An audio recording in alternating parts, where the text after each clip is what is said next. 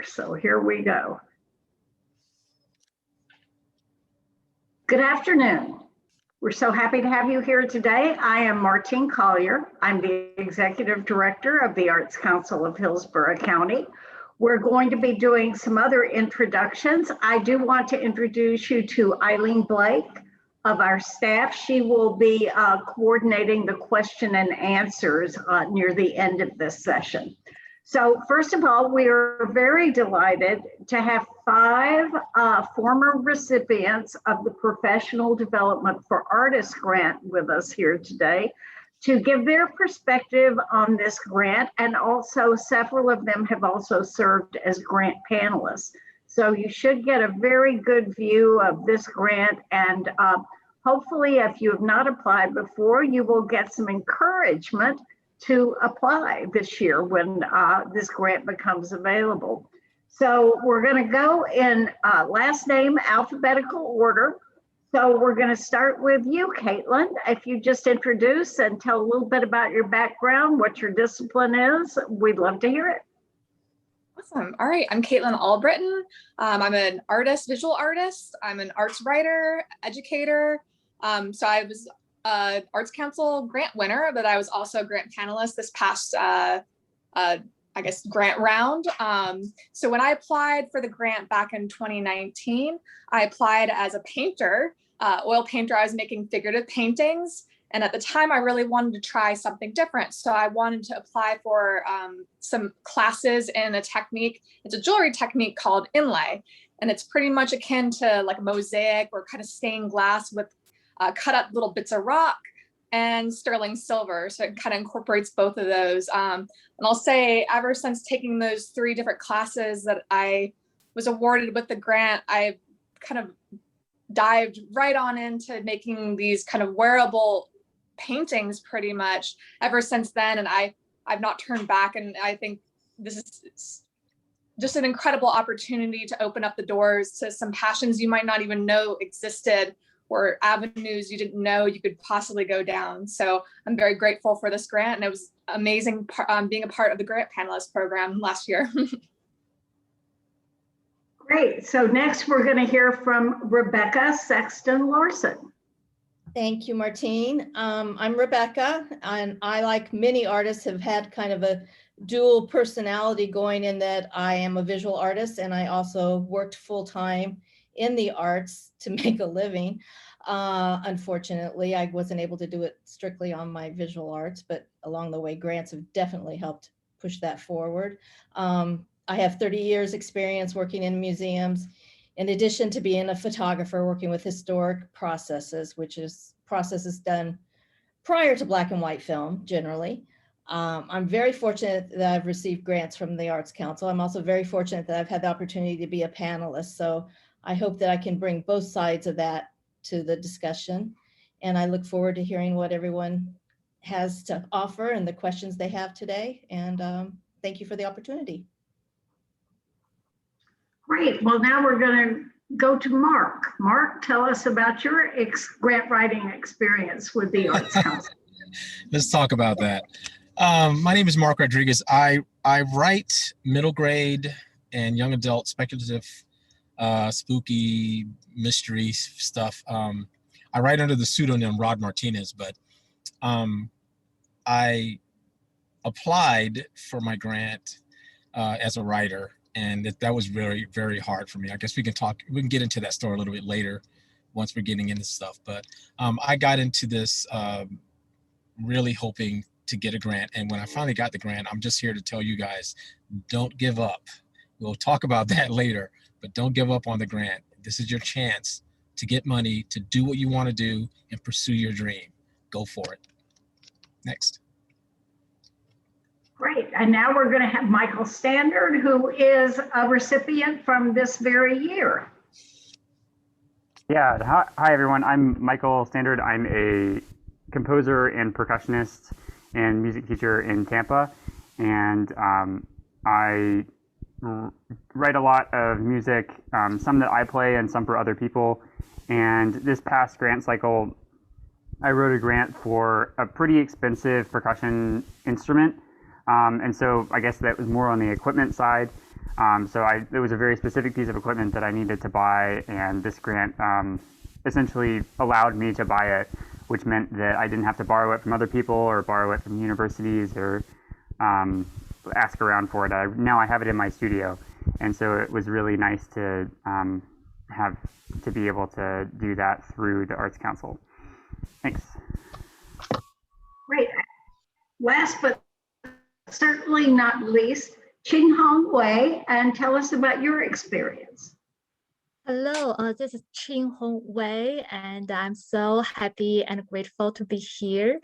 And if you are listening and feel like you love what you do, but you're not sure how others see you, well, I'm with you and I have a story to tell you, to encourage you and really put yourself out there and receive the support.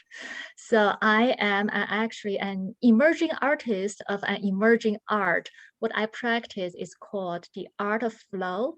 It's daily artistic practices that include watercolor painting, storytelling, and movement arts to help us to be centered and grounded. So I've done a lot of work with the communities around the country and internationally. And here in Tampa Bay, I feel quite new, so didn't feel I was quite well connected and didn't really have a lot of confidence to submit for this application. But I did, and I was just so amazed by what happened next, to not only receive the grant, but just being seen for my authentic art, and then being invited to be a grant panelist. And just wow, I just feel my world has come to a major milestone and just propel so many wonderful things. And I can't wait to tell you more about it. So that's for now. Thank you. So our panel here today, you'll notice we have some discipline arts disciplines represented, which I think is interesting, and they all have very unique experiences with the grant process. I'd like to just kind of open up the conversation to kind of what would you like to say to a first-time grant applicant who maybe feels a little intimidated by this process? What are the tips that you would give them, and how would you tell them to proceed? Now, this grant won't open up until August, so there's plenty of time to think about things to apply for. And since then, but we wanted you to have a chance to hear from these folks today before the grant application actually opens up. So anybody? I'll go first. I'll be more than happy. I can tell you the story. My beginning, when I first found out about the grant, I read all the specs. I read everything about the people that had won. I went back and looked, since it's, you guys keep records of everything. I went back and looked at all the people that have won and stuff. And I realized, I was like, wow, when they started making records of all the winners, they haven't had a fiction writer win yet. They had a children's book writer that did art and in the book, and they had a journalist, but they didn't have a fiction writer. And I thought, there's no way I'm going to ever be able to get this thing. Because even though they say we support literary arts, but there's no fiction winner, I'm like, this isn't going to happen for me. So as Martine knows my history, I started this 6 years ago. Well, actually, I applied for this grant 5 years in a row. And I kept honing every year I got declined, I would hone that application. You keep just chipping away at it until you have this perfect thing. The very last year I said, this is the last time I'm going to do it. I'm not going to let them make a fool of me again. I am not going to go. They aren't going to do this to me this time. So I said, I'm going to do it one last time, and that's it. I submitted it. I said, I'm going to submit it, forget it, walk away, just go do your stuff. And then I get a phone call from Terry, who was the program manager, and she called me to tell me, hey, just want to call you, congratulations, you won. I was like, come on, Terry, stop playing with me. That isn't funny. Don't do that to me. She was like, no, seriously, Rod, you won. And I'm like, wait a minute, I had to sit down. Are you telling me that I won the grant? She goes, yes, you got the grant. And, the office was downtown. I worked downtown. I ran over there because I wanted to see for sure. Are you serious? Show me, So with that story, I'm just want to say, first off, I was proud to know that, a fiction writer actually got the grant. So they do represent every single aspect of the arts. If you write fiction, please apply. Don't let that discourage you. I am proof that it will work. You got to have perseverance. So that's my story there. And you get the award award for the most perseverance, and you did it, and you got better every year. And it was the greatest day of Terry's life when she could call you and tell you you'd gotten Yes. that Was grant. awesome. So you're a wonderful role model for perseverance. Absolutely. Anybody else? Maybe I can go next. I'd like to say as maybe a first time applying, or maybe it's not your first time applying, but one of the biggest things that helped me as I was sitting down and writing my grant was to have the rubric out in front of me. It's like pretty much telling you how the judges are going to be basing their judgments and their critique of you as you're working on, as they're kind of going through your images and going through, your written statements. So the way you can find that rubric is on Arts Council Hillsborough County. Their website is hillsborougharts.org. If you go into the menu, then there's grants. You scroll over to artist grants. And then when you scroll to the bottom, how grants are scored, you click the learn more button and it has like the rubric there. It's like pretty much like a scoring sheet. So they have like, different points based off of different topics. So one topic might be need and impact. How is this going to help your goals as an artist? Your commitment to career. So it's basing it off of your resume. How strong is your resume? Are you showing that you're kind of putting yourself out there, whether it's, in exhibitions or whether it's your schooling or whatnot. The next, artistic excellence. So that comes down to your pictures of your work. They should be very clear photos. They shouldn't be blurry. They shouldn't have glare from maybe if there's like a piece of glass on top of it. It shouldn't include any other things or things in the background, things like that. And then the last category is clarity and organization. Did you proofread everything? Do you have typos, or does it not make sense?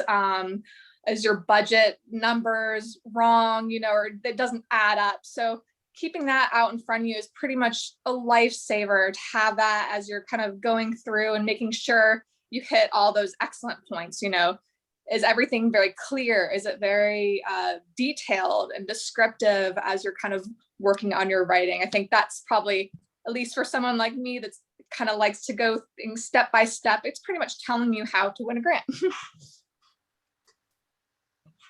So that's interesting. You used it when you were writing your grant, but it really came in handy when you were a grant reviewer, correct? Because of this, it helps you score things correctly. So that's great. That's great. What would anybody else like to contribute? I'll contribute some. Since I'm the old lady here, I have definitely applied for my fair share number of grants and awards, and I've definitely gotten some, and I've been rejected probably for more than I've ever gotten.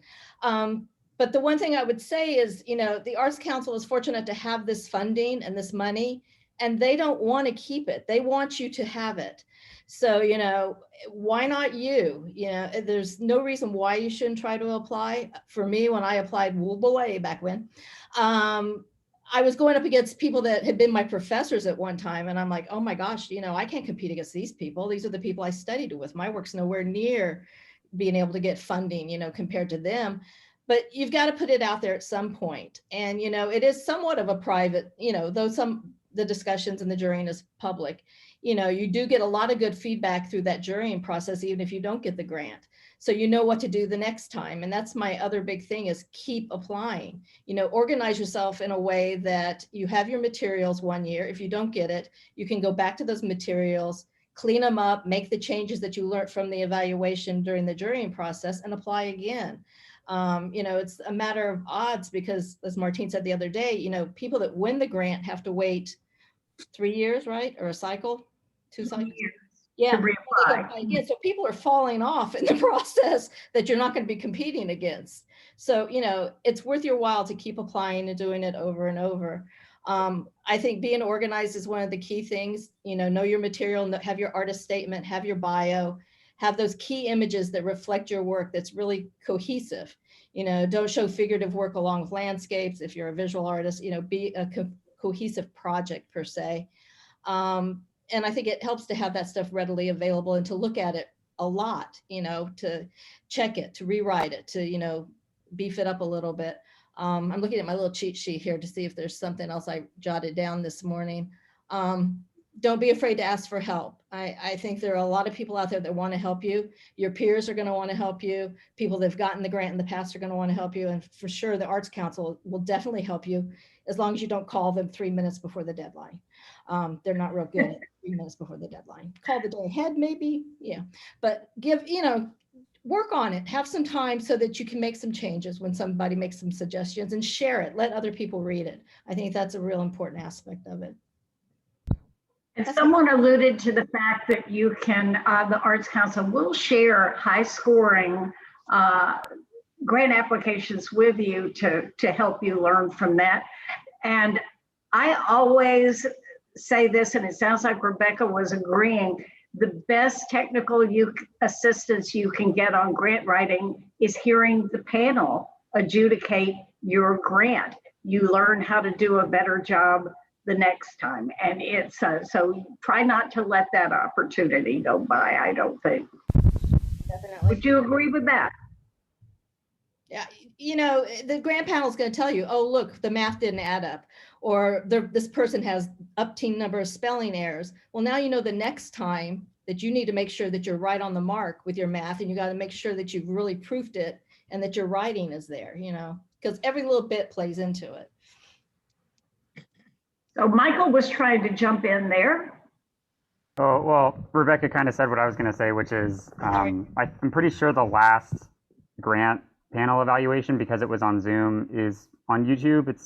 I mean, Martine, you can say whether it's still up, but I remember watching that and sort of watching all the grant applications go by and how the panelists were discussing the different applications.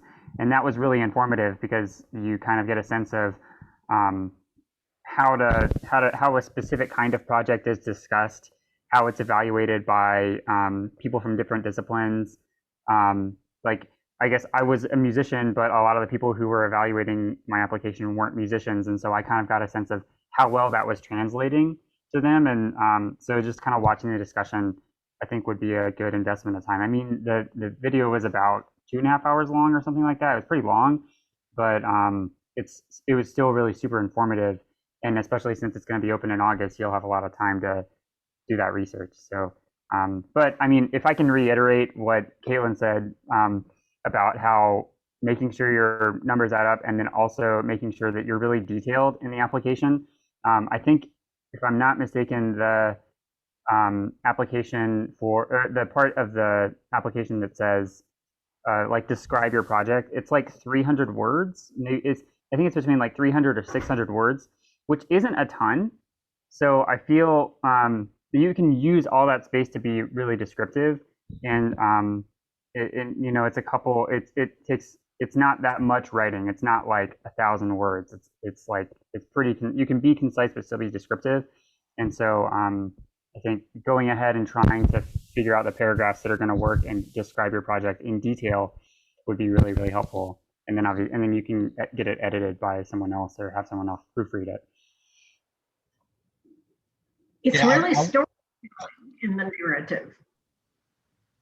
I wanted to add something, and I'm kind of like agreeing on something that both Rebecca and Caitlin said. I'm a writer, and as a writer, and you send up you just finished this manuscript. It's a masterpiece. You know it's going to be a bestseller, right? You're just happy about it. You send it to an editor, to a publisher, an agent, and before you do that, they have rules. Like she was saying, a rubric. They have publishing rules, and they can say, I want a 50-word bio of who you are. I want a 300-word synopsis of the story. I want the first 50 pages of the book, right? Those are rules you have to follow. If you send them a 60-word bio, you screwed up. If you send him 30 pages instead of 50, you screwed up. You have to follow the rule. And the same thing with this grant. They have, the rubric is very specific, and it says, give me 3 samples. Like Rebecca was saying, I heard her say once, give me 3 samples of your artwork. Don't send them 5, don't send them 2, put 3 samples of your artwork on there. It's really cut and dry. It's just follow the rules. And it's really that simple. I wanted to stress that. This grant is open to emerging artists as well as very accomplished, experienced artists. Ching Hong, would you like to talk about your experience specifically as an emerging artist in making the application? Yes, absolutely. I really want to talk to the artists who are out there that you love what you do, but you are just beginning and you're unsure how others will receive you and your art, and you have doubts. And I'm really with you. So last year I was just there. Like you may have figured out, I'm an immigrant, and I have named people cannot even speak right on the first try, which I appreciate. And my English has an accent, and I'm sure in my writings there are grammar and awkwardness. But I also love what I do, and I really believe in it. So I felt if I believe in something, I want to give it the opportunity to put it out there so it can receive the support. If I'm just holding on to myself, it will never get the opportunity to be more supported. So I pushed myself out there, and I was just so amazed by the openness and commitment to diversity and innovation. Really, the art I do, it took me a while to figure out how to say it in a way that relates to people. And once I'm there, I hope I was there, then I just really, really amazed by not only the Arts Council, how amazing and supportive they are, and also the jury. And they are so open-minded and open-hearted. Wow, I'm seeing it again. I'm just amazed by how much support I received. So really come back to you, the artists out there. So I know there's a time we want to do something different. The old ways may not be working right now. And I know you're out there, you are doing this new thing, and you may have doubt, but you have all your belief and love. So if you have that love, trust it, there will be others love it as well. And we all want to support you to be successful in pursuing your love. So yes, just go for it. Really put yourself out there and you will receive support. And one last thing, like everyone has stressed, the rubric is so important. And I didn't realize how important it was until I became on the panel to review. And before that, we're artists, we're like free thinkers, we don't want to follow rules, but this is really where you want to follow rules because they're very clear and cut and dry. If you don't, you will be just taking points off unnecessarily, right? So yeah, just to give that extra effort, and it's really worth your effort. So that's for now. Well, thank you. We want to leave plenty of time for questions, individual questions from people attending this workshop. Anything else anybody wants to say to kind of summarize it up before we open it up to questions? Yes, I do. I have something to add. Going back to what Michael said about like the 300 words for each kind of segment, it made me think, there's plenty of grants that ask for way more than that or way less than that. And I feel like 300 words, it's like in the middle of being like, yeah, that's not a lot. And also like, wow, like that doesn't completely encompass all that my work is about. So it can be limiting, but also like a good thing in a way, because it like doesn't make it like the app like too terrifying to kind of chew down. But I'll say that when I was the last, or I guess this year's juror, I noticed that not many artists took advantage of this, but in the images, you have image captions. And I felt like there's a few artists that would maybe explain their work a little bit more in detail, but I feel like you have like the opportunity to perhaps explain your work a little bit more, or maybe elaborate on your artist statement a little bit more in each individual photo. So maybe if you have 10, if they ask for 10 photos, you have like, a couple sentences for each photo to add at least a little bit more understanding to your work. And I know some artists maybe copied and pasted something. Some artists didn't do any caption at all, but like, think about that. Like use that to your advantage for sure. I think it kind of can put, give the jurors a little bit more perspective about your work that maybe they couldn't have been enlightened with this kind of limited 300 word statements otherwise. So. Okay, that's a very good observation. Thank you for that. Eileen, would you like to tell us how we're going to handle the question and answer so we can start hearing from people that are in the audience? Yeah, if anybody does have a question, please just use the Q&A panel. You can access it at the bottom of your screen. I don't see any questions yet, but but that would be the best way to get them over to us.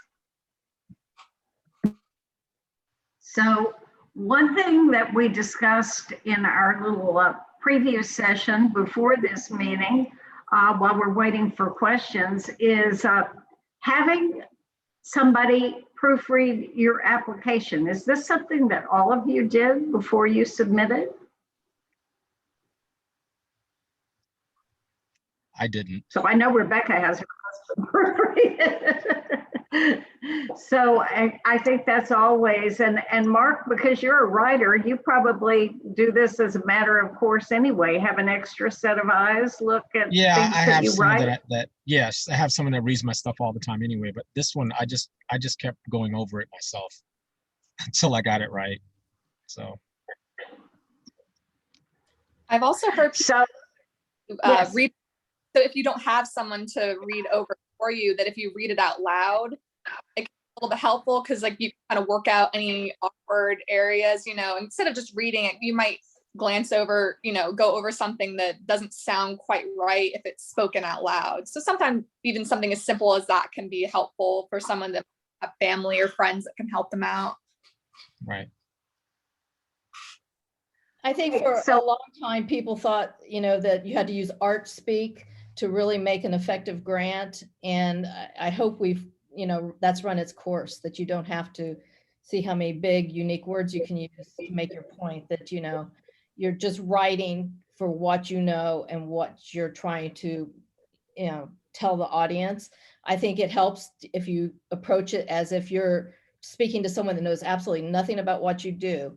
You know, how can you be very concise and, you know, precise with what you're saying to make that person understand what you do or what you need? Martin, So do we have questions? we have a question just regarding the dates. Do you mind telling everyone again when this is opening? No, in August, the application will be in August, and we will do a grant workshop, our typical grant workshop, after the grant application launches. But we wanted to do this session much earlier than that, so people who've not applied before could start thinking about it and take the advice of what we think are a group of experienced experts at this. Eileen, why don't you put up on the screen just the general eligibility things for the grant to take a look at for those people that may be curious about that. I'm going to have, so before I put anything on the screen, because I'll have to look at that, the other question we have is somebody is asking, a friend of theirs is a clothing designer who sews his own garments, and they want to know if he would qualify to apply. Pretty sure the answer is yes, but if you want to take that, and I'll put this up on the screen real quick. Oh, absolutely. We're open to all different art forms. That is in the eligibility. We're always excited to get different art forms. We just need it could be a course about the sewing, or it could be equipment that help that person be a better artist. We are looking for projects that do assist in the career development of our artists in Hillsborough County. So this money comes from the Board of County Commissioners. They have been doing this grant for a long time. And I think it's a very meaningful grant because it does help in building a career. It's a reimbursement grant, so once you get it, you have to submit your receipts, and that's how you get your funding money. But there are no matching funds required, as there are for some organizational grants. So, and you can use it for, again, either permanent equipment or to continue your artist work, or an education experience to learn something new. I will say that during 2020 with COVID, some of those educational experiences didn't happen. So some of our recipients had to switch to an equipment purchase, but hopefully things are opening up and that we won't be having that issue much longer. Full-time arts faculty are not eligible, and students enrolled in undergraduate or graduate programs do have to graduate before using the funds. So that's just one little caveat to kind of keep in mind as far as who applies. We've had some fascinating projects outside of the traditional kinds of arts that have been funded through this. And I'm always amazed that people, even if it was 20 years ago that they got this grant, they do come back and tell us that it really made a difference in their career. Just an education experience or the right piece of equipment at the right time can make a huge difference. So that's okay, that's fine. Eileen, you can get that off your screen and go back and let's look at the questions and answers and see if we've got, looks like we've got a couple more. There's one more that came in, and this person said that they are a classical dance and folk artist, and they are working with kids, school kids in Tampa, and they want to expand their skill set to improve teaching in schools. And they're wondering if anybody has applied for this category before, which I don't actually know. Do you? I don't know, but I'm sure there is someone who could be a class or mentorship or something. Typically, you can find one for most any new thing that you want to learn, which is great. So I certainly would encourage you to additionally research this and consider applying. Anybody else?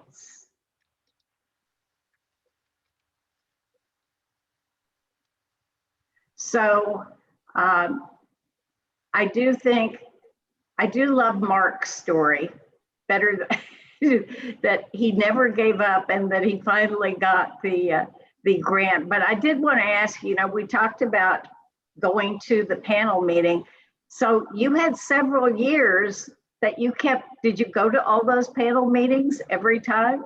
I think I went to 2, and I got so discouraged. I just said, I won't do this again. Every year I would say, I won't do this again. Then the email popped up, said, hey, the grants are open, and I would go for it again. So. But you did learn from those times that did get it. They helped you. Okay, because I think it's sitting, it's like Michael was saying, he was watching it, but it's sitting in the grant proposal and watching the judges do their thing, you learn where you messed up. I mean, some you have to be tight-skinned sometimes because that's your baby they're talking about, but you learn so much, like, that's what I did wrong. I know better next time. So if you don't get it the first time, please try again. We have one more question. Yes. Oh, Martina, I was saying we have one more question. Yes. It's somebody who wants to know if, for example, they already have a piece of equipment, say a 3D printer, but they want a better one for some reason, would they be disqualified because they already own one?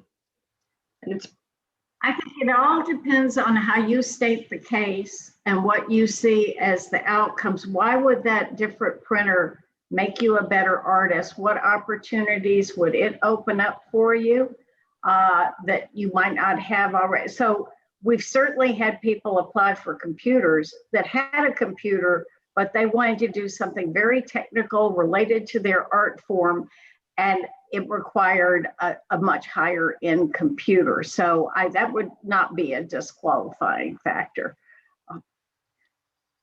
Michael, I want you to tell us about the instrument that you got with your grant, because I hate to say I'd never heard of it before. It was, I got an education. I get educations reading these grant applications, but especially yours, Michael. Tell them a little bit about that. Sure. And I'll preface this with, I'm a percussionist, which means that I play a lot of instruments that you hit with this. I like to say anything you can hit with a stick. So, it's xylophone, all sorts of drums, all sorts of chimes, just big. It's a very equipment heavy discipline. And so this particular instrument that I applied for is has become more common in a lot of music that people write, and so it's called crotales. It's a series of metal discs that are tuned like a piano, like one octave of a piano, but they're individual discs, and they're really expensive. I mean, the discs themselves, there are 13 of them that you buy as part of one set, are about $1,600. So that was the bulk of the expense in my grant. And so I bought this instrument. Just the discs were about $1,600, and then you have to buy a mounting bar to hold them up, and that was about $300. And then you have to get a carrying case, and so that was about $200. And so my grant ended up being about $200 above the $2,000 cap.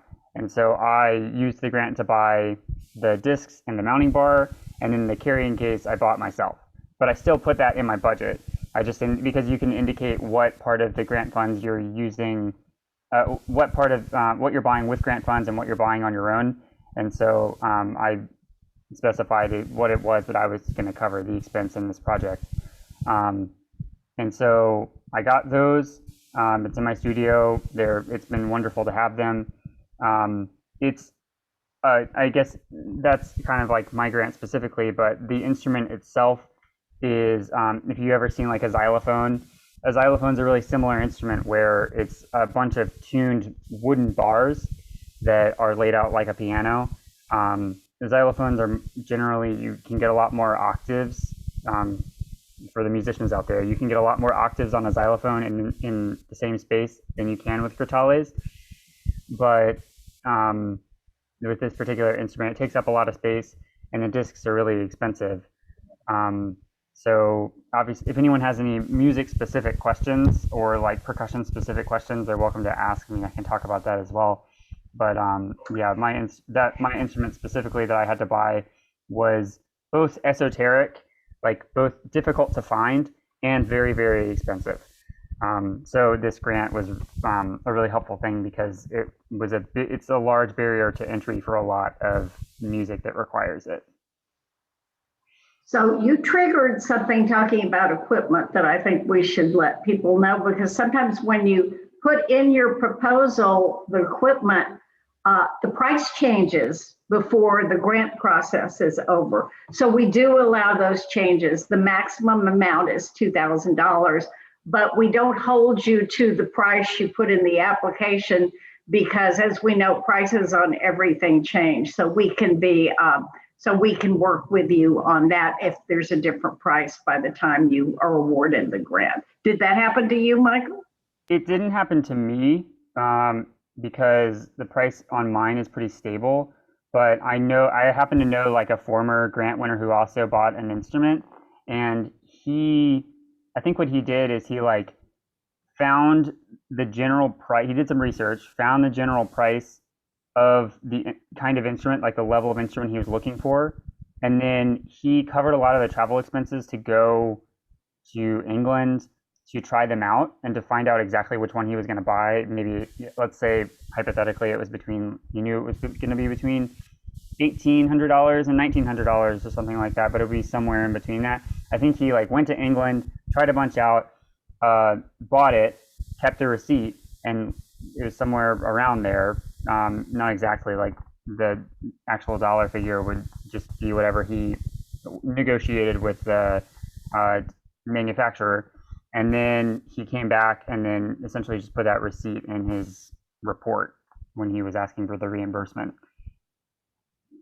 So as long as the intention and everything that you put in the grant application for why you need it, then we can make adjustments if the prices change during that 2-month time period. And that happens periodically, but that's not a problem.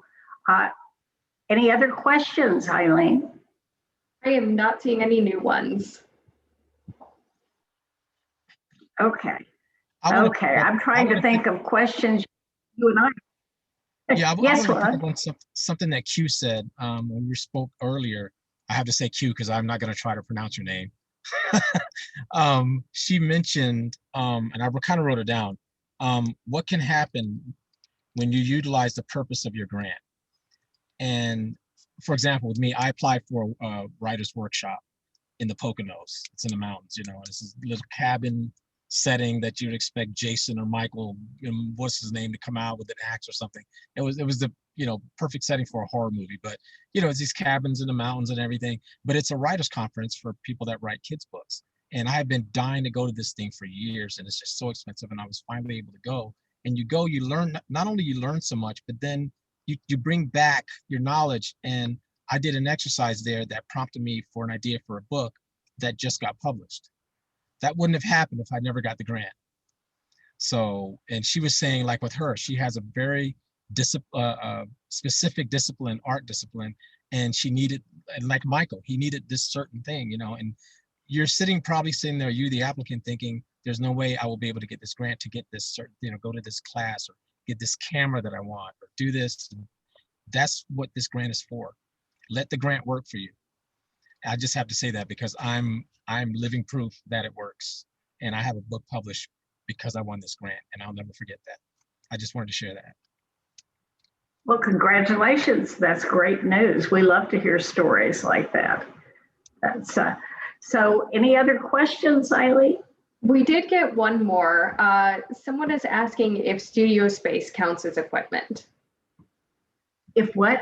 Studio space counts as equipment. It does not. We have to have tangible equipment. We can't use rental or studio space, but we can certainly fund a good piece of equipment. Anything else? Well, I think you guys have been wonderful, great panel. We appreciate it so much. And I know that people that are thinking about applying for this grant appreciate your expertise.